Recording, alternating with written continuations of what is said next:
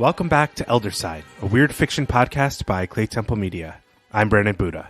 And I'm Glenn McDormand. This episode, we are covering The Girl with the Gray Eyes by William Hope Hodgson. This is a story that was originally published in Red Magazine in 1913. And this is the story that won our first Patreon vote. And it also means that we're doing back-to-back Hodgson stories, and also that Hodgson is the first writer to get two stories into the Elder Sign canon. When we started the show, I would never, ever have guessed that that honor would go to anyone other than H.P. Lovecraft. But in fact, we actually had some surprising results overall in that Patreon vote. That's right, and they were great to see. And first, I just want to thank all of the patrons who voted. We really appreciate you participating in our polls and our podcast. We love to see your comments on the forum, and we're eternally grateful that you are supporting this podcast, both with your money and also with your votes. Glenn, as you said, this story won our first Patreon vote for the Elder Sign podcast, but we also had a bunch of other great writers who were on the poll and who we'll be covering. We'll be covering stories from China Miéville, Arthur Machen, and Ray Bradbury. Yeah, this is all very exciting. Arthur Machen we've done already, of course, but China Miéville, we've never covered a China Miéville story or a Ray Bradbury story on any of our shows, both of which seem crazy. So that will be a lot of fun to do. And of course, we're also going to record the runner-up in this vote as one of our monthly Patreon episodes. And that story is The Phoenix on the Sword by Robert E. Howard. This is the very first Conan the Barbarian story. I have to say, I was surprised that this story didn't make it into the main show, but I was even more surprised that H.P. Lovecraft came in dead last. I do not think that will be a trend that continues for long, though, as we get more patrons who are here mostly for Elder Sign content rather than for Gene Wolfe and Star Trek.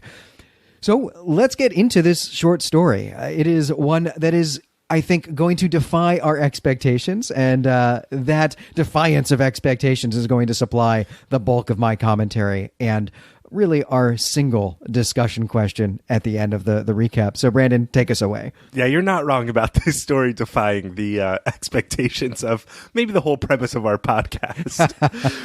The story opens with Harry, who is the narrator of The Girl with the Gray Eyes. Harry has a chum called Jack, and Jack is ecstatic about a girl he just met. She's 5'2", which is perfect because Jack hates big girls, and she's dainty. She's got tiny hands and feet. Harry is a little taken aback here by Jack's excitement about this girl, but he lets Jack continue in his ongoing description of her, which has moved to the girl's eyes, which are special. They're gray, and a kind of gray that Jack has never seen in his life. Harry interjects here that the girl's eyes are the type that would eat all the world up, but Jack is too caught up in his description to hear anything Harry says. This is a pretty great opening for this story. There are several things that jump out to me. The first is that I was unaware until this story just how many times you could use the word chum in one paragraph, and also that chum could be a verb. So that was just a great part of the story. But the second thing that really strikes me about this opening is that the story begins in media res, or at least in media conversation, we might say. Jack has already been telling Harry about this woman by the time the story starts. And maybe it's only for a sentence or two, but possibly several minutes, possibly several tens of minutes have gone by in this conversation already, given how bored of this Harry already seems. And indeed, Harry's only fun, his only real interest in this conversation is in quietly making fun of his chum, Jack, by supplying literary help for Jack's otherwise pedestrian description of an attractive woman.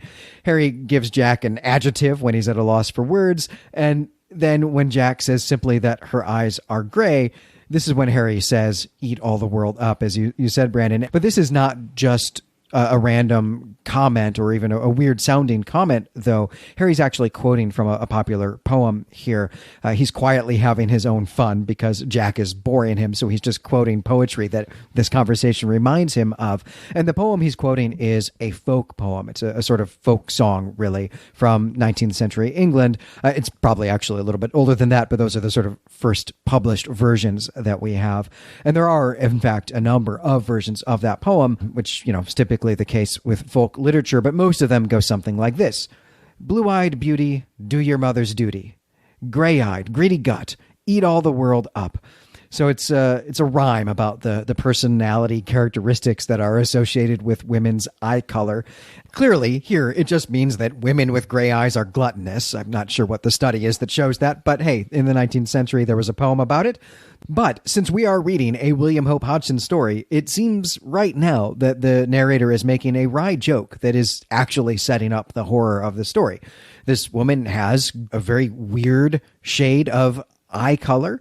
And presumably then she may in fact really eat all the world up, right? That she might be some kind of creature who is a devourer of worlds. Yeah, absolutely. I had no idea about the reference to that line, and I'm really glad you brought that to the discussion, because I was reading this, early on, my first read of the story, thinking, yes, we are setting up the kind of femme fatale of the story. But that's not quite what's going on, as we'll soon discover. And Harry is with Jack on business, which is something we'll find out very soon. But first, Jack has more to say about this girl, and he goes on to describe how he met her.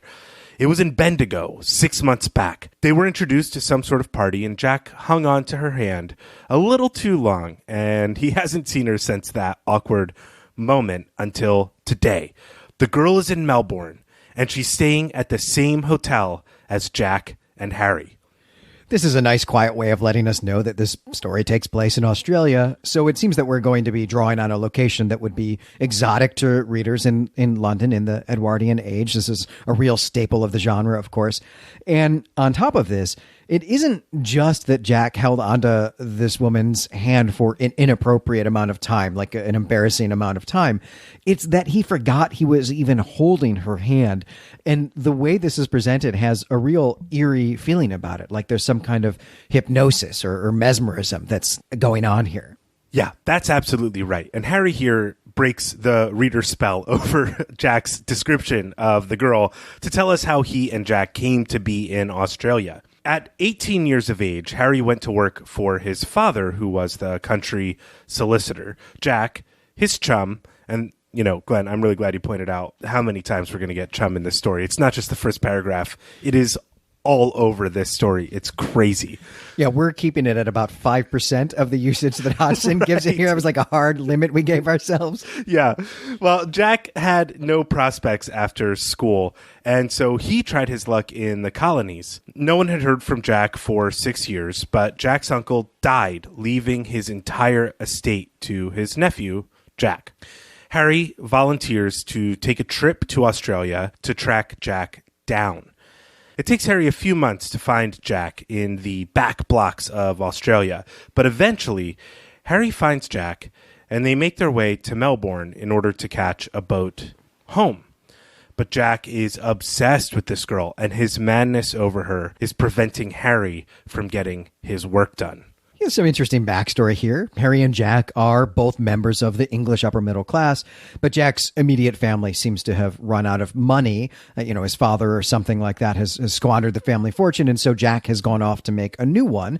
This is a tale as old as time, right? And where he has gone is Bendigo in Australia, which is in the middle of a gold rush. The fact that he immediately abandons his efforts to return to England and succeed his uncle as a country gentleman suggests that probably he was not having much luck at finding any actual gold. And as we're going to learn in this story, Jack just might not be good at things. So this is no surprise here. I want to glom onto this phrase that you used here that you've taken from Hodgson, Brandon, the back blocks, because this really excited me. And what Harry says is, I found my man away up in the back blocks. And as I was reading this, I felt certain that he was going to say away up in the back of beyond, which is a phrase we've encountered a lot on the Gene Wolfe Literary Podcast in Wolfe's masterpiece novel, The Fifth Head of Cerberus, which we've just finished up. I was disappointed that it didn't, but this term back blocks is basically the same thing. It's a version unique to Australia. And it just means that Harry didn't find Jack at a hotel bar in Bendigo. He actually had to go out in the wilderness to find him, where Jack presumably was by himself or with a few other people, panning for gold. And for me, there's a whole story there waiting to be written. There are a number of stories embedded in this one that are waiting to be written. It's true. Well, the night that Jack has burst into Harry's hotel room talking about this girl was a night that Harry was hoping to have some downtime so he could complete some work and order room service. But Jack insists that Harry join him for the dinner service at the hotel so that they can be near the girl. As soon as Harry meets the girl, he understands what Jack sees in her. In fact, he catches himself staring at her, which prompts Jack to kick Harry under the table.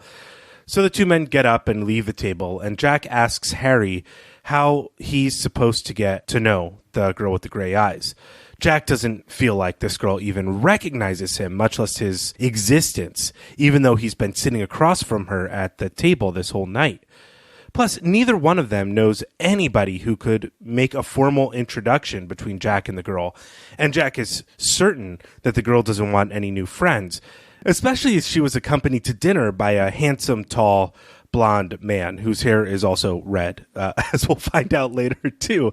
Harry leaves Jack dejected at this point because he just is tired of this business, and he wants to go back to his room to work.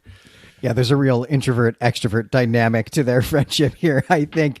Well, again, in this dinner scene, we get this kind of hypnotic effect from the girl with the gray eyes. And this time it's actually on the narrator. It's on Harry, who doesn't seem inclined to be interested in women here. He certainly wants his alone time and, wants to get his work done. But nonetheless, even though he's not actually interested in her, he's not there to pursue her the way Jack is, still she has this kind of strange effect on him.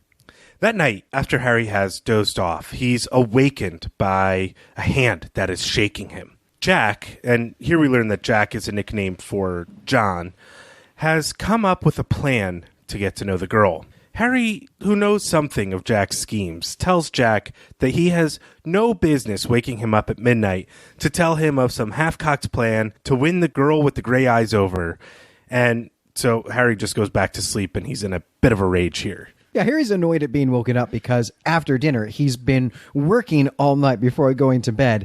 And I have to wonder, what work? The voyage from the UK to Australia is a matter of months, and there's no internet. So what work has he brought with him? Has he just brought like suitcases, like whole trunks full of paperwork, like lawyer paperwork for him to do? Now I realize this is just a way to characterize Harry as a serious dude with serious business, but it just hurts me to imagine Harry traveling halfway around the world and then just doing paperwork in his hotel room. Like, I want to believe this is a problem for us. This is a problem of our now, that our bosses can email us, even when we're on our honeymoons and such. Right. Well, his boss is his dad, so that's part of it. But I was wondering the same thing as I was reading this story. I'm like, what did he bring? A trunk of paperwork over? And even then, how is he supposed to get it back? How much work when you're far from the office and nobody can get you any additional information or paperwork could he possibly be doing? There's no fax machines. Maybe there are telegrams, but even so, how could he generate this much work that's keeping his mind so busy and on all this stuff? There are some gaps in the plotting of this story, and I think it's really funny, and I think it's a lot of fun. Well, to be clear, Hodgson doesn't say he's doing his lawyer work, so this is where, again, I think there's another story to be told. What is Harry actually up to that he needs to be left alone in his hotel room for, right? He's on some kind of other weird fiction or pulp adventure besides whatever Jack has got going on. Well, I think that's a very generous way to read this story. Well, because Harry kind of went off on Jack the night before, Jack is cold towards Harry the whole next day, and Harry thinks this is foolish, and he's a little annoyed by it, but as we said, he's got a lot of work to do, so he takes advantage of the time away from Jack and waits until Jack returns to his senses. The men meet up again the next morning at breakfast, and Harry eventually brings up Miss Grey Eyes. This is the most formal name we get for this character in the story. Jack is in a real state here because the woman is never without the red-haired gentleman who is the man they met, who accompanied the woman with gray eyes 2 nights before at dinner. Furthermore, Jack has another idea, but he doesn't want Harry to throw cold water on it. Jack bets he can get to know the girl in the next 24 hours. Harry wants to know Jack's plan, but now Jack refuses to share it. So Harry returns to his work until evening. Right. Now we seem finally to be getting to the real action of the story. And this is typical of Edwardian short stories, right? Hinging the action on a bet and then watching the underdog beat the odds through some ridiculously clever scheme. This is actually kind of what's at the core of like every Sherlock Holmes story as well. And also Arthur Conan Doyle wrote a ton of stories that are exactly this mechanism. Most of them are about boxing. So at this point in the story, then, I'm wondering if it's the scheme that is really going to be important here, or if we're still just being set up for whatever horrific thing is going to happen to Jack when he discovers that Miss Grey Eyes is really a praying mantis or something. Well, I can tell you've been rewatching Buffy, Glenn. It's true. We're in season 2 now. Well, Harry continues his work until Jack bursts into his room in a brusque manner. Well, Harry asks. Jack says rather cryptically that he's introduced himself to the girl. Harry wants to know what has happened. Essentially, Jack paid some goons to scare the girl so that he could come around and play the hero role. The plan, though, comes off disastrously because the girl with the gray eyes was with the red-haired man, who is a rough customer himself, and the red-haired man pulls a gun on the goons and begins shooting at them. Jack didn't even have the opportunity to be the hero, and the red-haired man is still in his position with relation to the girl with the gray eyes. Yeah, we've all had this fantasy in high school, right? Coming to the rescue of somebody and then kindling up a romance as a result of it. But it's a terrible idea. I'm certain that this sort of romance only happens in literature. I don't think there's a single relationship that has ever actually started this way, at least not one that has lasted, one that has gone the way that Jack is hoping it will. So seriously, don't try this at home. It's a stupid idea. It's a really stupid idea. Jack here, though, thinks he knows how to make lemonade out of this situation, so to speak. So he ran up after this altercation has taken place and asked if he could be of any assistance. But the red-haired man had the situation neatly in hand. However, this was a good enough introduction that Jack was able to chat with them a bit and invites them to go sailing with him on his yacht the next day. At this point, Harry has to stop Jack's recounting of this story. And it's in part due to the shock that Harry experiences because Jack doesn't actually own a yacht. So Jack explains that he bought a yacht that afternoon after making the promise to take the two out on his boat. Jack hopes he can win the girl over from the red-haired man that accompanies her by showing off his new wealth and financial status. Harry is really skeptical of this, but Jack is certain that he can do it. Yeah, well, here we see what kind of person Jack is, right? Hiring these goons in the first place cost him a lot of money. Now he's just buying a boat to impress this woman who's already in some kind of relationship. So I think it's pretty clear that he is not going to survive very long as a country gentleman, and he's going to be right back here trying to pan for gold in the back of beyond in Australia before too long. The next day, Jack takes the girl and the red-haired chap out on his yacht, and he does so for the next 3 days. But it turns out that he's made no progress in winning over the girl with the gray eyes' affection, which only amuses Harry, who is still just really concerned with his paperwork. But Harry can tell that Jack has come up with another secret plan.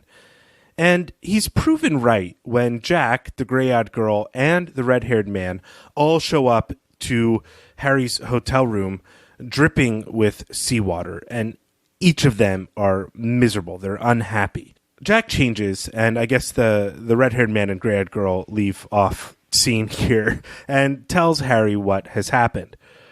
Wanting to prove his heroism once more to the gray-eyed lady, Jack capsized the yacht on purpose during a squall. Jack, though, got tangled in a wet sail and nearly drowned, and was saved by both the gray-eyed girl and the red-haired gentleman. All of this makes Jack even more angry at the situation that he's put himself in. We've now full-on entered the slapstick comedy phase of this story, and I have to say it really works for me. I'm loving this story so far. This is a great trope, right? But it is also something that I think most of us have probably experienced in our own lives, doubling down on a terrible idea and just compounding the problem in ways that are hilarious to bystanders, right? I've certainly done this. I've been the active agent in doing this for the amusement of others, and I have been amused by others making this same type of mistake. Yeah, it is pretty funny, and this Jack character is a riot. The next day, Jack offers to pay the red-haired devil, as he's calling him now, for services rendered for saving his life. This is a nasty gesture, and the other man refuses to accept. Jack continues to insist, and the other man continues to refuse until the men come to blows. They have a fight. Jack wins the fight, but afterwards he holes up in his room for a few days to hide how much damage he really took. Eventually, he emerges and meets Harry for breakfast. The gray-eyed girl is sitting opposite Jack and Harry, the same setup. That was the dinner service they had before. And Harry can tell that if she could get a moment alone with Jack, she would give him an earful. The girl is fuming. And Harry's right about this. 2 hours later, Jack meets Harry in his hotel room to catch him up on what has happened. The gray-eyed girl just gives Jack hell, but her temper only makes Jack love her more. Once she got her piece out, Jack apologized and told her that he was really ashamed of himself and the way he acted. But he only did it because he loves her, and he never would have acted that way if he weren't so jealous of the other gentleman that has been escorting her around. For some reason, when Jack admits this to the girl, she gets a look in her eye and doesn't seem nearly as angry with him as she was before. Still, she sends him away, but before he goes, he asks if there's a chance between them, or if she really loves the other man. She says that she loves the other man very much, and that Jack should never speak in this way to her again. This is an extremely dramatic turn of events here. Jack essentially challenges this red-haired dude to a fight, right? He knows exactly how his offer of treating him like a hired servant is going to go.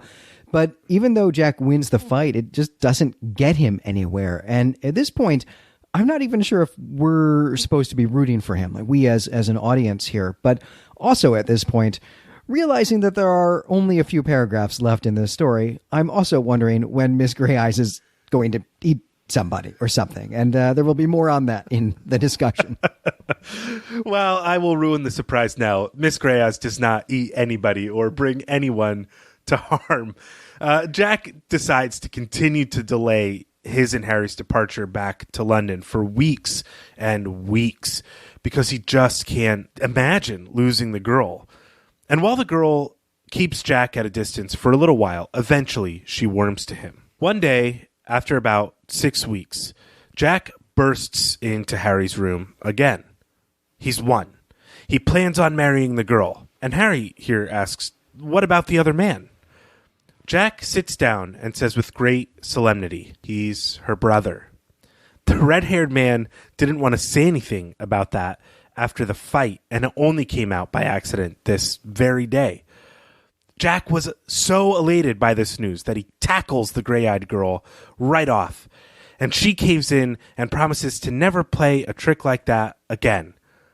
Isn't that just like her? Jack says. Harry says, you should know. And after Harry says that, Jack leaves to arrange a date with the gray-eyed girl.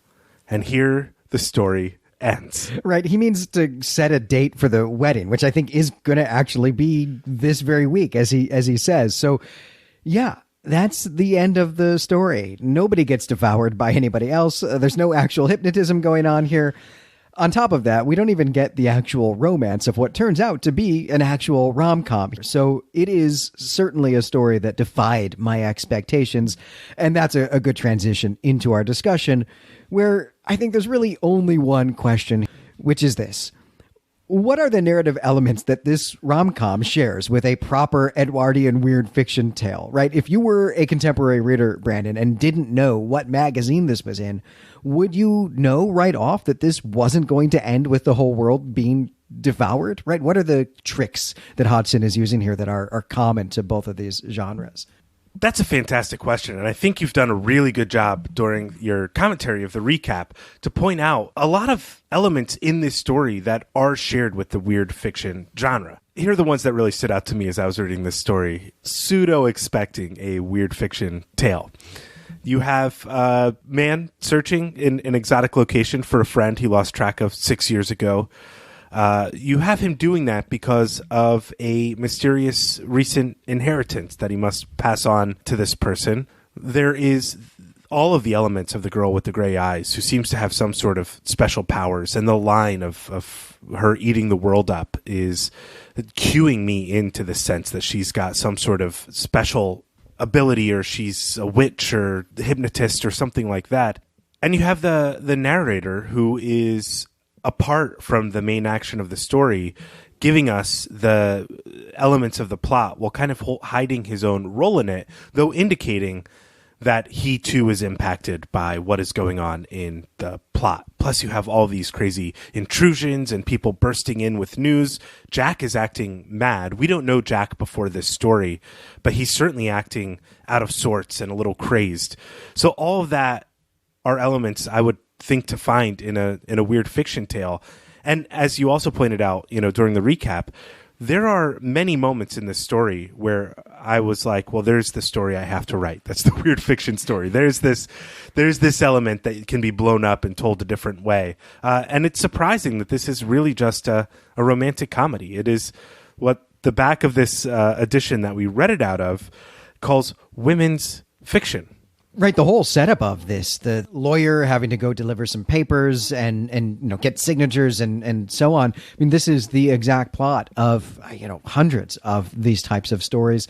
The one that comes to mind for me immediately is The Woman in Black, which is not actually an Edwardian story, but has this same setup. There is also the exotic location, right? Setting this story in Australia, and not just in Australia, but setting it, or at least having Jack been previously in the deep wilderness in Australia, primed me to be thinking that the girl with the gray eyes was going to turn out to actually be some kind of Australian supernatural creature of some sort, some creature in indigenous folklore or something like that. Here I'm thinking of Algernon Blackwood's use of the Wendigo to tell a similar story, though Blackwood mostly made up all of the things that he says about the Wendigo. I assumed Hodgson was going to do the same thing here, but that the gray eyes were going to be the clue, right? That we were going to get that the indigenous inhabitants of Australia tell some story about a gray-eyed demon or gray-eyed demons or something like that. And that was going to be the clue. So we have all of these building blocks here for what could be actually an amazing weird fiction story, including what is Jack actually doing out there. Here, clearly he is just out panning for gold, but what if he's out there actually looking through, some ancient indigenous temple or something like that, and that's what unearths the creature? That'd be straight out of a Lovecraft, right? That's how Lovecraft would tell this story for sure. So all of these elements are here. And I have to say, though, I loved this story. I had a great time reading it. I was a little surprised at the end because I did not realize that this was a rom-com and not actually a weird fiction story until the very end. I kept waiting for, the anvil to fall on my head. But I can imagine that Hodgson actually wrote this as a weird fiction story, or wrote, half of it or 2/3 of it, not sure which genre he was going to end it with. And maybe actually even wrote 2 different endings here and was sending it out to magazines of different genres simultaneously. I don't believe that that's actually true, but I can imagine that this is part of his writing process here, trying to make it as a writer, trying to get stories out and get them published. Yeah, I mean, even the title itself is highly ambiguous. The Girl with the Gray Eyes does not sound like a romantic comedy tale or women's fiction story. Jack in this story is an absolute brute that I don't think, if the target audience is women, would think, oh, I would love to have this guy hire goons to try and rough me and my brother up. And yeah, we'll get married in 6 weeks from that moment. No, this is a story that could have been written by any one of the Brontes, to be clear. Yeah, that's true. And the action of the story also follows this bizarre thing where Jack is engaging in all of these hijinks, and we know he's trying to win the girl over, but because of the point of view that it's told in, we're not seeing in the tale any indication that the girl is interested in Jack at all. And so it has this weird element where Jack could literally be doing anything and any outcome could come from it, as you pointed out. And so the way the story just wraps up at the end is almost arbitrary, because this story could have ended any other way, including the gray-eyed girl bursting into Harry's room at the end to drink his blood or something like that, and he realizes Jack is dead. That this story could have just ended that way, and everything that would have led up to it would have been believable. And it may still end that way. We don't actually know anything that's going on between Jack and the girl with the gray eyes. because everything that we know is just from Jack telling us this stuff. We don't actually have any independent confirmation that the red-haired dude is her brother and not just a victim she's used up and is now moving on to Jack. So, I mean, we could write another act to this story or a sequel to it in which actually everything that we've just pointed out is in fact true, that it is a weird fiction story, that he's going to take this indigenous Australian supernatural creature back to England, and she's going to be let loose in Warwickshire or something like that. And I would like to read that book, actually. Yeah, I would too. That sounds like a great book. Well, as I said, I really did love this story, but I was surprised that it turned out to be a rom-com, and I'm certain that listeners will too. This story did win the Patreon vote. It received 3 times as many votes as an H.P. Lovecraft story did. And I'm not sure that people really knew what the story was. They just like Hodgson and saw a Hodgson story on there. And how this story got on the ballot to begin with is that it is included in this beautiful volume by Nightshade Books that includes as its centerpiece Hodgson's magnificent weird fiction novel, The Nightland.